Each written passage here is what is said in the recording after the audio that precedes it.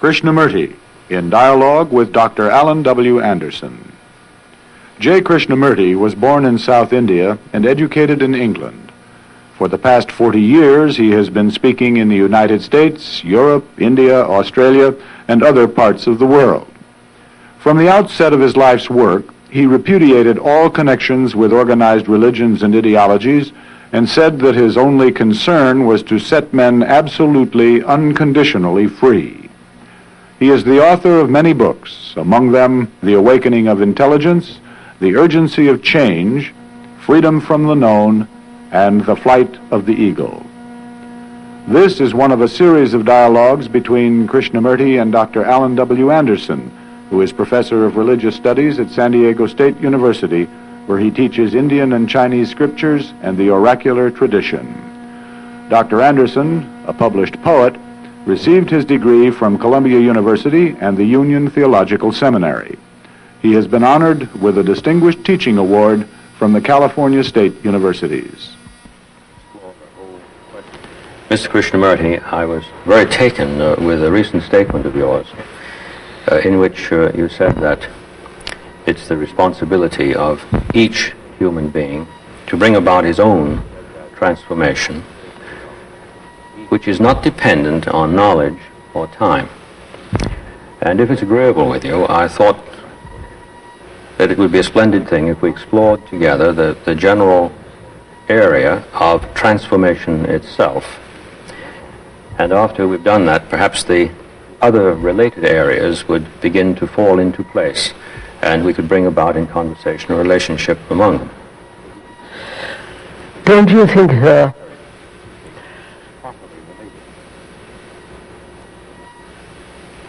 considering what's happening in the world, in India, in Europe, and in America, the general degeneration in literature, in art, and especially in the deep cultural sense, in the sense religion. Yes. There is a traditional approach, a mere acceptance of authority, belief, which is not really the religious spirit. Seeing all this, the confusion, the great misery, the sense of infinite sorrow, any observant and most serious people would say that the society cannot possibly be changed except only when the individual, the human being, really transforms himself radically, that is, regenerates himself fundamentally. And the responsibility of that depends on the human being, not on the mass or on the priest or on a church or a temple or mosque or whatever, but on a human being who is aware of this enormous confusion, politically, religiously, economically, in every direction. There is such misery, such unhappiness. And when you see that, it is a very serious thing to ask oneself whether a human being like oneself or another, whether he can really deeply undergo a radical transformation. And when that question is put to him, and when he sees his responsibility in relation to the whole, then perhaps we can discuss what relationship has knowledge and time in the transformation of man. I quite follow. We'd need then to lay some groundwork That's in order to move into the question itself. Yes, because most people are not concerned with the world at all. Most people are not concerned seriously with the events, with the chaos, with the mess in the world at present. They're only concerned very superficially. Problem of energy, problem of pollution, and so on, such superficial things. But they're really not deeply concerned with the human mind, the mind that is destroying the world. Yes, I quite follow. What you've said places in a very cardinal way the radical responsibility on the individual as such, if I've understood you correctly. Yes. There are no 5-year plans that we can expect to help us out. The word individual really is not the correct word, because individual, as you know, sir, means undivided, indivisible in himself. But human beings are totally fragmented. Therefore, they are not individuals. They may have a bank account, a name, a house, but they're not really individuals in the sense. A total, complete, harmonious whole, unfragmented. That's really what it means to be an individual. But would you say then that to move or make passage, or perhaps a better word simply would be change, since we're not talking about time, from this fragmented state to one of wholeness could be regarded as a change in the level of the being of the person? Yes. Could we say that? Yes. But you see, again, the word whole implies not only sanity, health, and also the word whole means holy, H-O-L-Y. Mm-hmm. All that's implied in that one word, whole. And human beings are never whole. They're fragmented.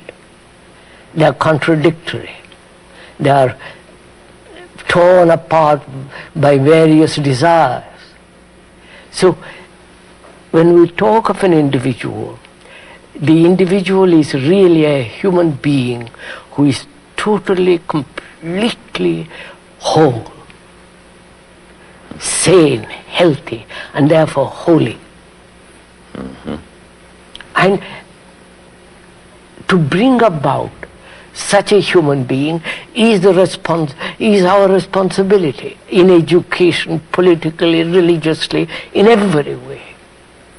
Mm-hmm. Mm-hmm. And therefore it's the responsibility of the educator, of everybody, not just myself, my responsibility. It's your responsibility as well as mine, as well as his. It's everyone's responsibility. Absolutely, because we have created this awful mess in the world. Mm-hmm. But the individual is the one who must make the start. A human being. Right.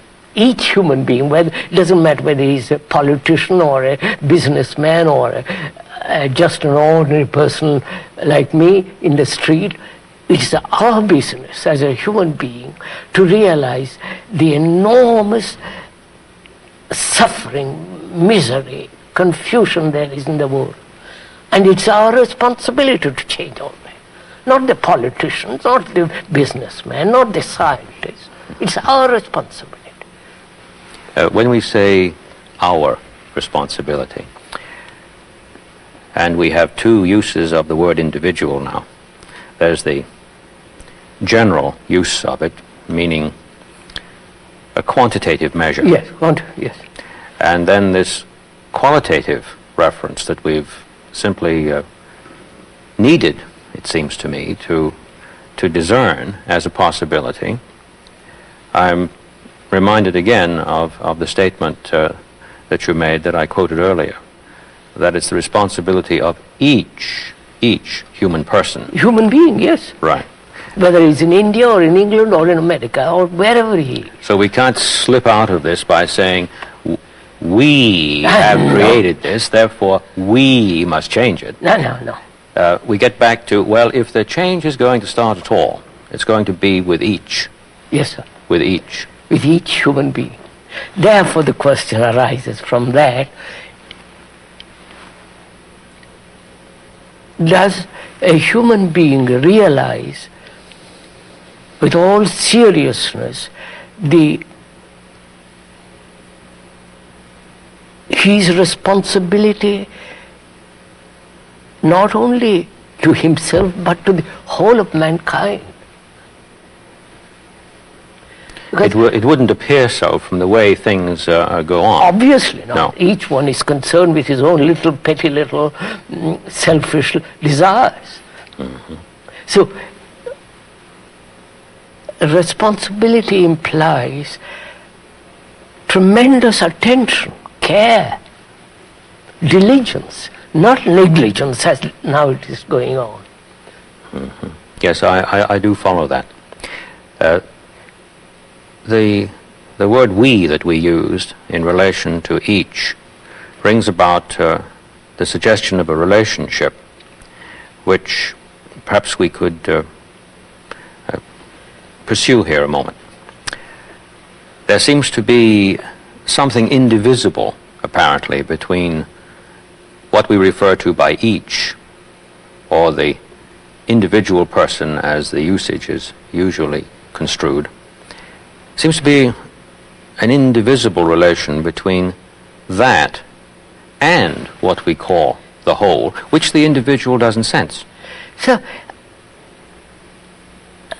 as you know, I have been all over the world, except behind the Iron Curtain and Bamboo Curtain. I've been all over. And I've seen dozens and thousands of people. I've been doing this for 50 years and more. Human beings, wherever they live, are more or less the same.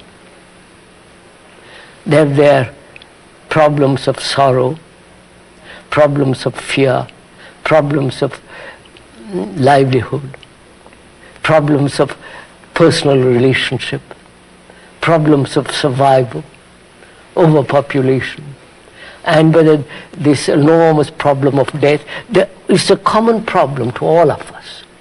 There is no Eastern problem and Western problem. The West has its particular civilization and the East has its own. And human beings are caught in this trap. Mm-hmm. Yes, I follow that. And they don't seem to be able to get out of it. They're going on and on and on for millennia. Therefore, the question is, how does he bring this about? As an each, as a one. The word individual, as you've just described it, seems to me to have a relationship to the word transform in itself. And I'd like to ask you whether you would agree in this. It seems that many persons have the notion that to transform a thing means to change it utterly without any relationship whatsoever to what it is as such. That would seem to ignore that we are talking about a form that undergoes a change, which form itself still abides. Yes, sir, I understand. Otherwise, the change would involve a loss. Totally. Are we asking this question, sir? What place has knowledge in the regeneration of man, in the transformation of man, in the fundamental, radical movement in man? What place has knowledge and therefore time? Fine. Is that what you're asking? Yes, I am. Because either we accept that a change that is a genuine change means the annihilation of what preceded, or we're talking about a total transformation of something that abides. Yes. So let us look at that word for a minute. Good. Revolution in the ordinary sense of that word, means, doesn't it, not an evolution, a gradual evolution. It's a revolution. No, it doesn't mean that. Right, I agree. A revolution is generally meant, if you talk to a communist, he wants to overthrow the government. If you talk to a bourgeois, he's frightened. Mm-hmm. If you talk to an intellectual, he has various criticisms about revolution. Now, revolution is either bloody, yes, or revolution in the psyche. Yes. Outward or inner. Outward or inner.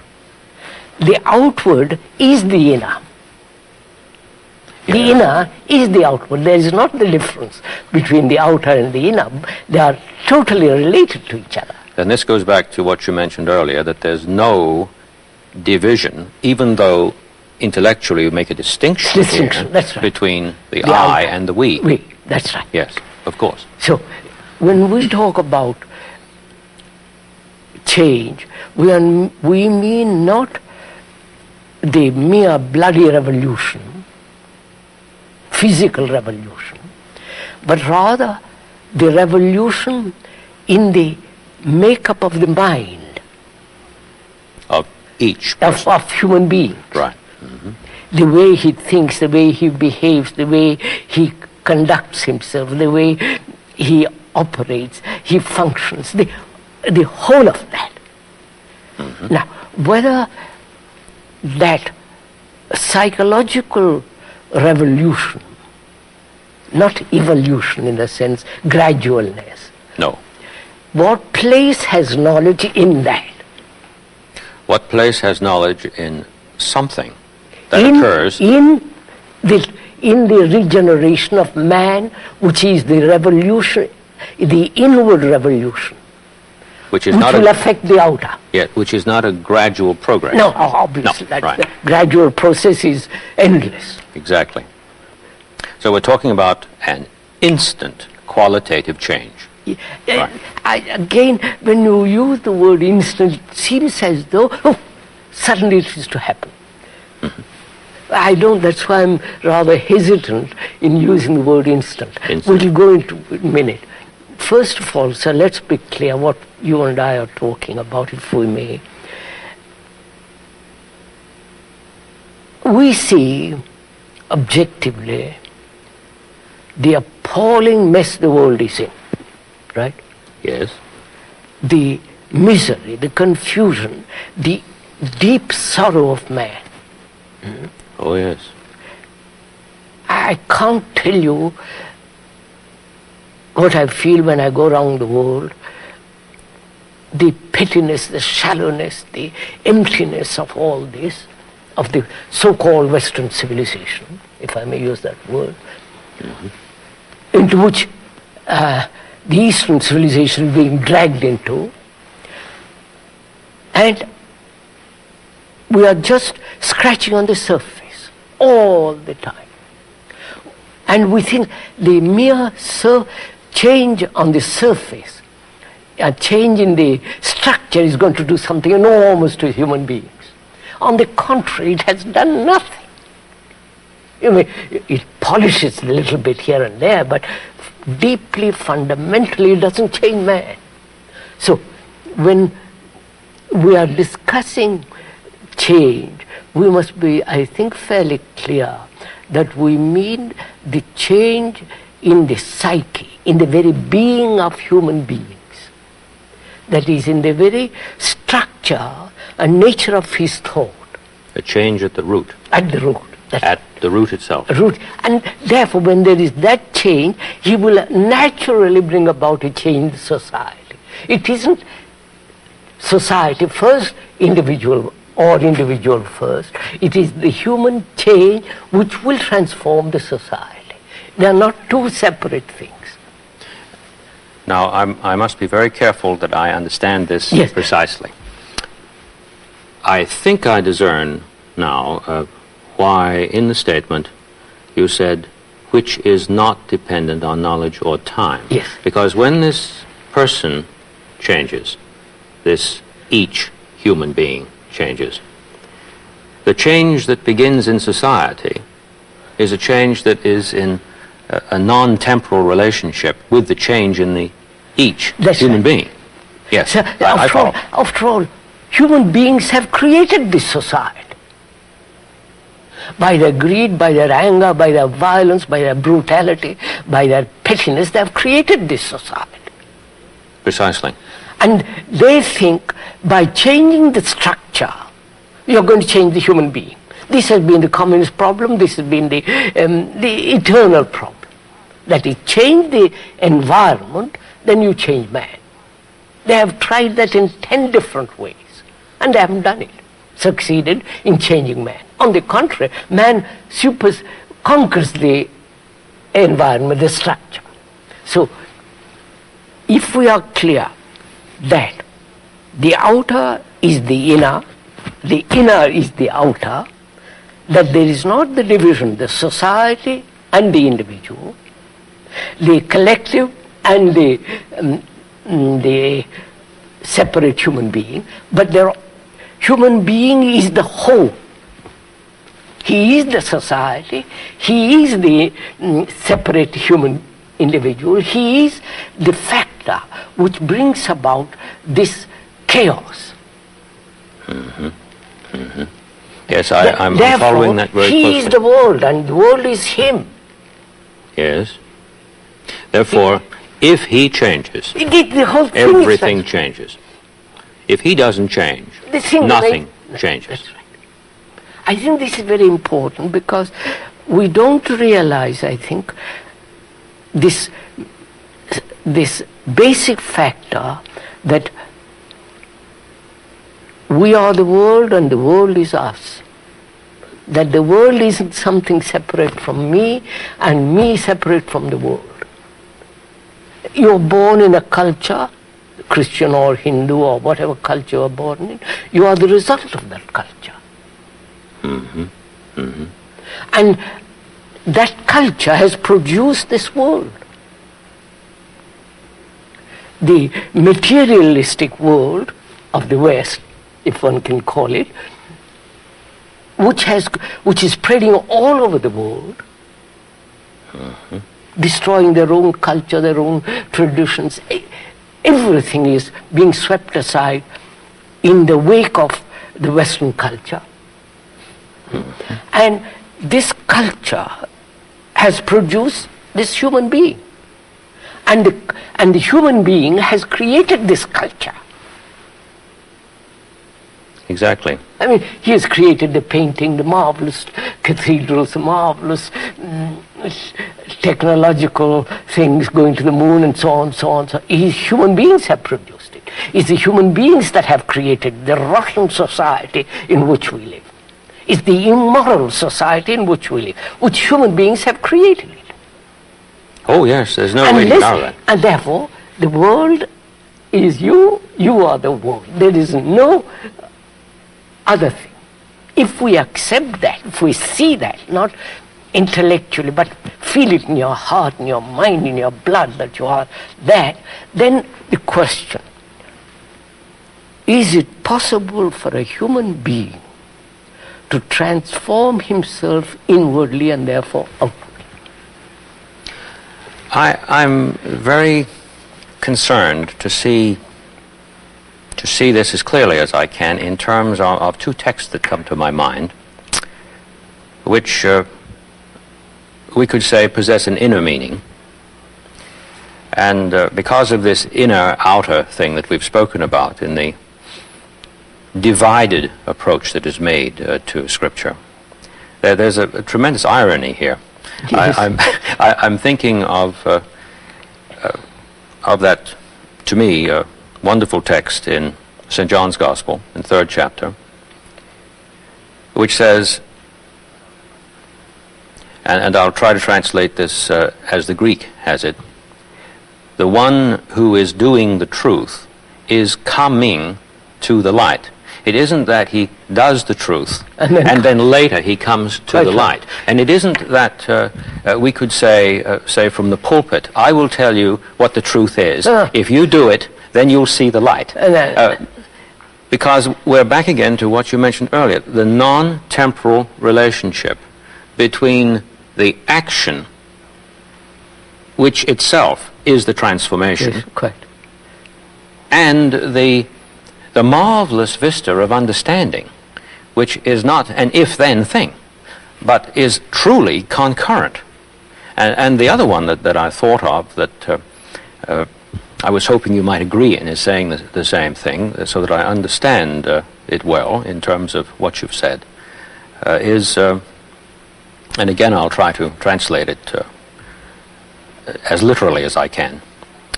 God is love, and the one abiding in love is abiding in God, and God is abiding in him. correct, correct. I put the ing on all those words because of the character of the language itself. It doesn't read too. One wouldn't want to translate that for pulpit reading, perhaps. But that's the real sense of it. And this inging along gives the feeling that there's an activity here. Oh, that is not bound by it temporal isn't a static state. It isn't something you intellectually accept it and leave it like that. Then it's death. There is nothing in it. Yes. That's why, you see, sir, we have divided the physical world as the East and the West. We have divided religions, Christian religion, and Hindu, Muslim, Buddhist. And we have divided the world into nationalities. The capitalists, the socialists, the communists, and the other people. So we have divided the world, and we have divided ourselves as Christians, non-Christians. Yes. We have divided ourselves into fragments, opposing each other. So where there is a division, there is conflict. Precisely. I think that's a basic law. Where there's a division, there's conflict, but in terms of that word knowledge, it appears that people believe to start with that division is there. Yeah, and they operate on that radical belief, isn't that's that right? why I'm saying it's so important to understand from the beginning in our talk, in our dialogue, that the world is not different from me and I am the world. It may sound rather simple, very simplified, simplistic, but it has got very deep fundamental meaning if you realize what it means. Not intellectually, but inwardly, the understanding of it. Therefore, there is no division. Moment I say to myself, and I realize that I am the world, and the world is me, I am not a Christian nor a Hindu nor a Buddhist, nothing. I am a human being. I was just thinking when you were saying that how certain kinds of philosophical analysis would approach that, and in terms of the spirit of what you've said, this really is almost a cosmic joke, because on the one hand, as you said, it might sound simplistic. Some would say it is. Therefore, we don't have to pay attention to it. Others would say, well, it's probably so much in want of clarity, even though it's profound, that it's some kind of mysticism out I here. know, And we're back and forth with the division again. As soon as that happens. That's right. I do follow you. So, if that is clear, that there is, that human mind has divided the world in order to find its own security, which brings about its own insecurity. When one is aware of that, then one must inwardly as well as outwardly deny this division. As we and they, I and you, the Indian and the European and the communist, you cut at the very root of this division. Therefore, from that arises the question, can the human mind, which has been so conditioned for millennia, can that human mind, which has acquired so much knowledge Yes. in so many directions, can that human mind change, bring about a regeneration in itself and be free to reincarnate now? Now. Yes. That is the That's the question. question. Exactly. Reincarnate Now. It would appear from what you've said that one could say that the vast amount of represented knowledge and accretion of centuries is a discussion we've been having with ourselves, regardless of which culture we're speaking about, as a commentary on this division. Absolutely. Without really grasping the division itself. Yeah. And of course, since the division is infinitely divisible, Of course. Once you divide, go on division. exactly, then we can have tome after tome after tome, libraries after libraries, mausoleums of books without end, because we're continually dividing the division. That's right. Yes, I follow you. And you see, that's why culture is different from civilization. Culture implies growth. Oh yes, oh yes. Now, growth in the flowering of goodness. Lovely phrase. Lovely phrase. That is culture. The flowering Real of culture. goodness. The flowering in goodness. You understand, sir? Yes. And that doesn't exist. We have civilization. You can travel from India to America in a few hours. You have better bathrooms, better this and better that, and so on, with all the complications that it involves. That has been the Western culture which is absorbing the East now. So, the goodness is the very essence of culture. Religion is the transformation of man. Not all the belief churches and the idolatry of the Christians or the Hindus. That's not religion. So we come back to the point.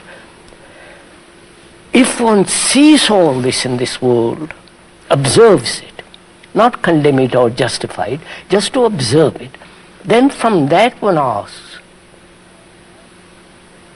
man has collected such enormous information, knowledge, and has that knowledge changed him into goodness. You follow? I follow. Into a culture that make him flower in this beauty of goodness. It has not. No, it has not. Therefore, it has no meaning. Excursions into defining goodness is not going to help us. I mean, that you can give explanation, one definition, but that's not, definitions are not the reality. No, of course not. The word isn't the thing. The description isn't the described. Precisely. So, we come back again. Yes, let's do. Because I personally, I'm tremendously concerned with this question. How to change man? Because I go to India every year for 3 months or 5 months, and I see what's happening there, and I see what's happening in Europe, I see what's happening in this country, America, and it's something, I can't tell you what shock it gives me each time I come to these countries. The degeneration, the superficiality, the intellectual concepts galore, without any substance, without any basis or a ground in which the beauty of goodness, of reality can grow. Now, so saying all that, what place has knowledge in the regeneration of man? That is the basic question. That's our point of departure. Departure. Good. And the knowledge that we have pointed to so far, that has emerged in our discussion, is a knowledge which in itself has no power to effect this transformation. No, sir, but knowledge has a place. Yes, I didn't mean that. I mean, what is expected of this knowledge that we pointed to, that is accumulated in libraries, is an expectation which it in itself cannot fulfill. No. I must go back to the word again, the word knowledge. What does it mean to know? Well, I have understood the word in the strict sense this way. Knowledge is the apprehension of what is. But what passes for knowledge might not be that. No, what is generally accepted as knowledge is experience. Yes, what is generally accepted. We'll begin with that, because right. that's what... Let's begin with what is generally accepted. Experience, which yields or leaves a mark which is knowledge. That accumulated knowledge, whether in the scientific world or in the biological world or in the business world or in the world of the mind, the being, is the known. The known is the past. Therefore, knowledge is the past. Knowledge cannot be in the present. I can use knowledge in the present. But it's funded from the past. Yeah, but it has its roots in the past. Yes, I follow. Which means, that's very interesting, whether this knowledge which we have acquired about everything. Mm-hmm. Yes. You read any, I personally don't read any of these books. Neither the Bhagavad Gita, Upanishads, none of the psychological books, nothing. I'm not a reader. I have observed tremendously all my life. Now, knowledge has its place. Oh, yes. Let's be clear. Yes. That's in the practical order. Practical, technological. Exactly. I must know where I'm going. Precisely. Physically and so on, yes. so on, so yes. on. Now, what place has that, which is human experience as well as scientific knowledge, what place has that in changing the quality of a mind that has become brutal, violent, petty, selfish, greedy, ambitious, and all the rest of that?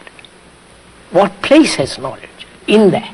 Well, going back to the statement we began with, namely that this transformation is not dependent on knowledge, no. Then the answer would have to be, it doesn't have a place. Therefore, let's find out what are the limits of knowledge. Yes, of course. Where is the demarcation? Freedom from the known. Yes. Where does that freedom begin? Good. You yes, now I know precisely the point at which we're going to move from. Yeah. Where does that freedom begin? Which is not dependent on this funded accretion from the past. That's right. So, human mind is constructed on knowledge. Yes. Has evolved through millennia on this accretion, on tradition, on knowledge. Yes. It is there. And all our actions are based on that knowledge. Which by definition must be repetitious. Obviously. Of course. And it is repetitious. Mm-hmm. So, what is the beginning of freedom?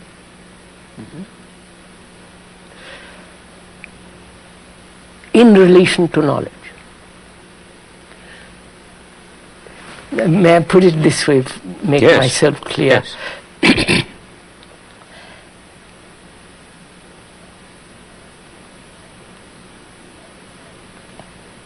I have experienced something yesterday that has left a mark. That is knowledge. And with that knowledge, I meet next experience. So, the next experience is translated in terms of the old. And therefore, that experience is never new. So in a way, if I understand you correctly, you're saying that the experience that I had yesterday, that I recall, Recollection, yes. recollection, upon my meeting something new, that appears to have some relationship to it, I approach on the basis of holding my previous knowledge up as a mirror in which to determine the nature of this new thing that I have confronted. Quite. Yes. And this could be a rather crazy mirror. Generally it is. So, you see, that's what I mean. Yes, I follow. Where is the beginning, or where is freedom in relation to knowledge? Or is freedom something other than the continuity of knowledge? Must be something other. Which means, if one goes into it very, very deeply, it means the ending of knowledge. Yes. And what does that mean? What does it mean to end knowledge? Whereas I have lived entirely on knowledge. It means that immediately. I mean, see what is involved in it, sir. I met you yesterday, and there is the image of you in my mind. And that image meets you next day. Yes. The image meets you. The image meets me. And I have a dozen images, or 100 images. So the image is the knowledge. Mm-hmm. The image is the tradition. Mm-hmm. The image is the past. Now, can there be freedom from that? If this transformation that you speak of is to happen, is to come to pass, there must be. Of course, therefore, how is we can state, but how is the mind which thrives, acts, functions on image, on knowledge, on the known? Mm-hmm. How is it to end that? Yes. How am I? Take this very simple fact. You insult me or praise me. That remains a knowledge. Mm-hmm. With that image, with that knowledge, I meet you. I never meet you. The image meets you. Exactly. Therefore, there is no relationship between you and me. Yes, because between us, this has been interposed. Obviously. Yes. Therefore, how is that image to end? Never to register. You follow? I can't depend on someone else to end it for me. Therefore, what am I to do? How is this mind, which is registering, recording all the time, is the brain, function of the brain is to record all the time. How is it to be free of knowledge? Mm-hmm. When you have done some harm to me, personally or collective, whatever it be, you have insulted me, you have flattered me. How is the brain not to register that? If it registers, it's already an image. It's a memory. And the past then meets the present. And therefore there is no solution to it. Exactly. I was looking up that word the other day in a very good dictionary, tradition. It means, of course, ordinary word, tradare, is to give, hand over, give across. But it also has another peculiar meaning, not peculiar, from the same word, betrayal. Oh yes, traduced. Traduced. And in discussing in India, this came out, betrayal of the present. If I live in tradition, I betray the present. Yes, I do see that. Which is knowledge betrays the present. Which is, in fact, a self-betrayal. That's right. Yes. So, yes. how is the mind which functions on knowledge? How is the brain which is recording all the time Yes. to see the importance of recording and not let it move in any other direction? That is, let me put it this way, very simply, you insult me, you hurt me by word, gesture, by an actual act. That leaves a mark on the brain, which is memory. Yes. That memory is knowledge. That knowledge is going to interfere in my meeting you next time. Obviously. Now, how is the brain, and also the mind, how is the brain to record and not let it interfere with the present? Well, the person must, it seems to me, take pains to negate. No, see what is implied, I know, but see, how am I to negate it? How is the brain whose function is to record, like a computer, it's recording. Yes. I didn't mean to suggest that it negates the recording, but it's the association, the translation of the recording into an emotional complex. How is it, that's just the point, how is it to end this emotional response when I meet you next time you who have hurt me? That's the problem. That's the place from which we, in the practical order, Yeah, in our relation to ourselves, must then begin. Yeah. Exactly. There is an aspect of this that interests me very much in terms of the relation between the theoretical and the practical. So, to me, theory has no reality. Well, let me put it this way. Theories have no importance to a man who is actually living. May I say what I mean by theory? I don't think I mean what you think I mean by it. I mean theory in the sense of the Greek word theoria, spectacle. What is out there that I see. And the word is therefore very closely related to what you've been talking about in terms of knowledge. And yet it is the case that if we see something, that something is registered to us in the mind in terms of a likeness of it.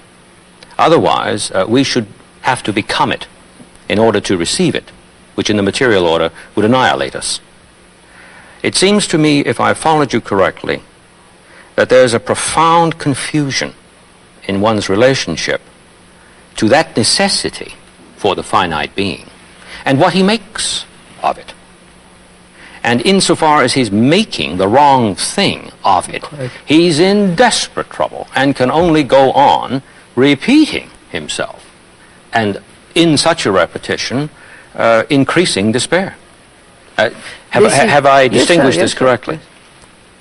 You see,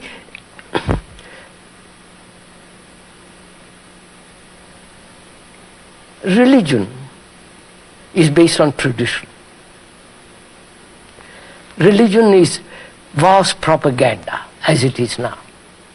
In India, here, anywhere else, propaganda of theories, of beliefs, of idolatry, worship. Essentially based on the acceptance of a theory.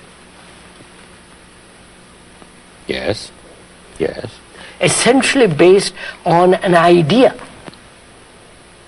A statement, a postulate. I mean, there are Oftentimes. ideas Yes. put out by thought. Right.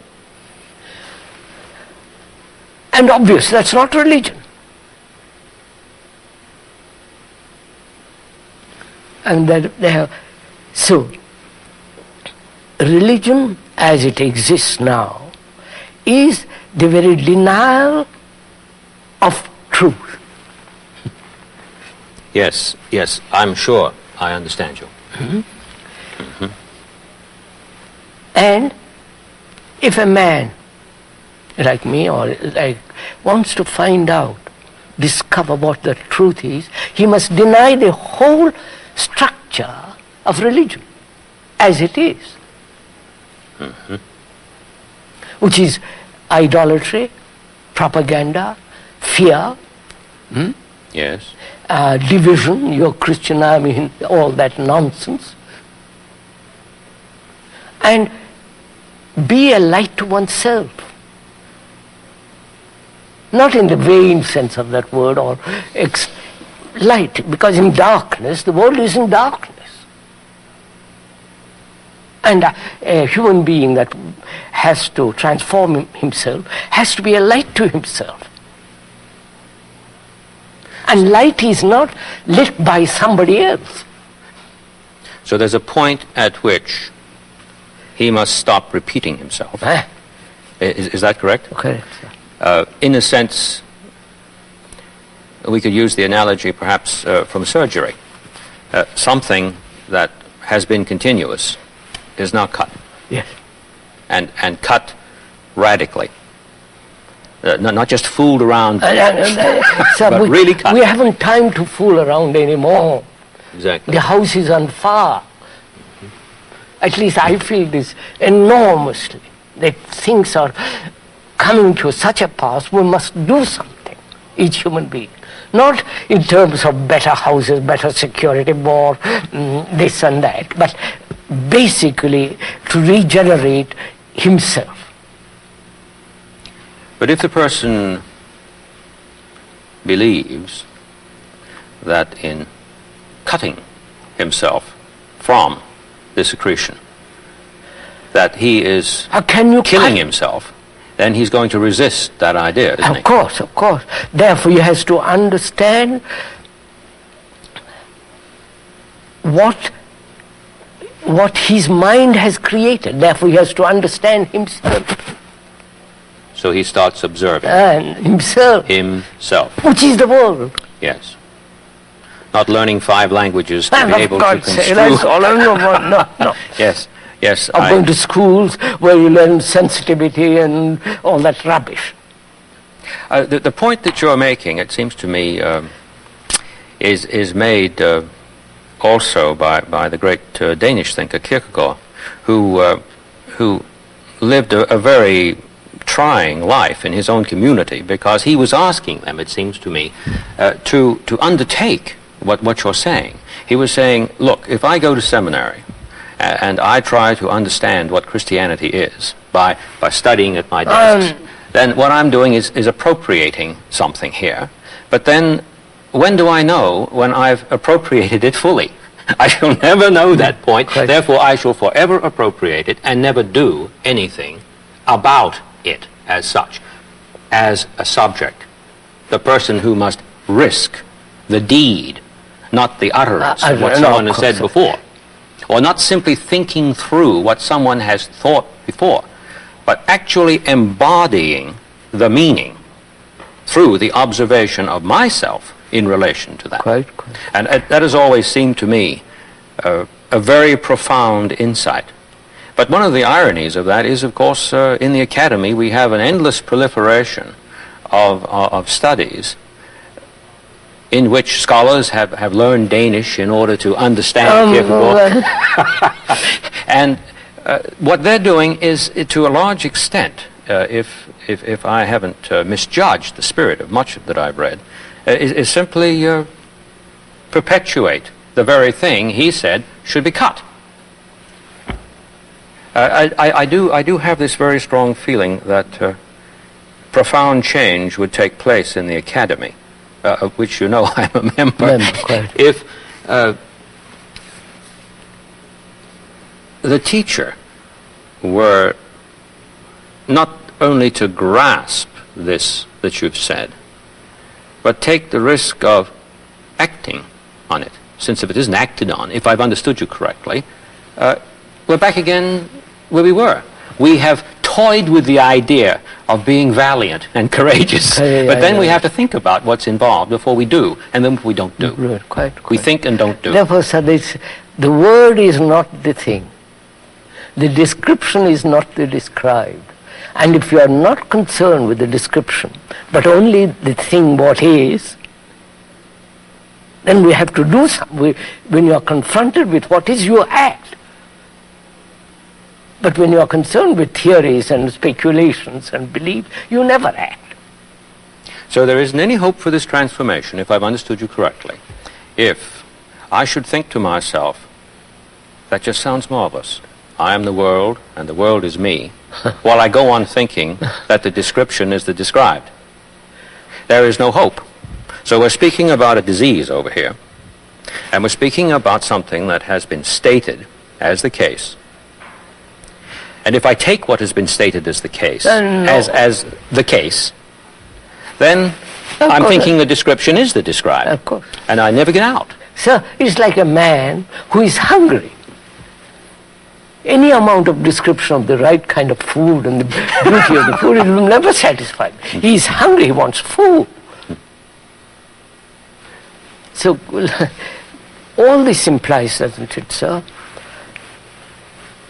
Several things. First, can there be freedom from knowledge? And knowledge has its place. Mm-hmm. Can there be freedom from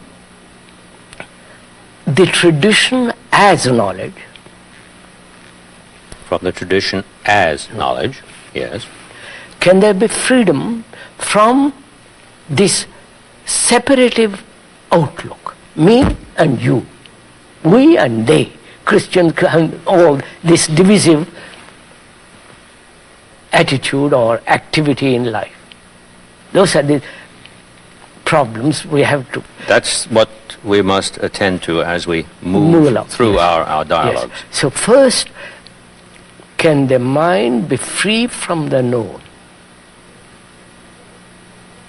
I mean, not verbally, but actually. But actually, yes. I can speculate about what is freedom, what is all the rest of it, but see the necessity, the importance, that there must be freedom from the known. Otherwise, life becomes repetitive, continuous, superficial scratching. It has no meaning. Of course. In our next conversation together, I hope we can begin where we've just left off.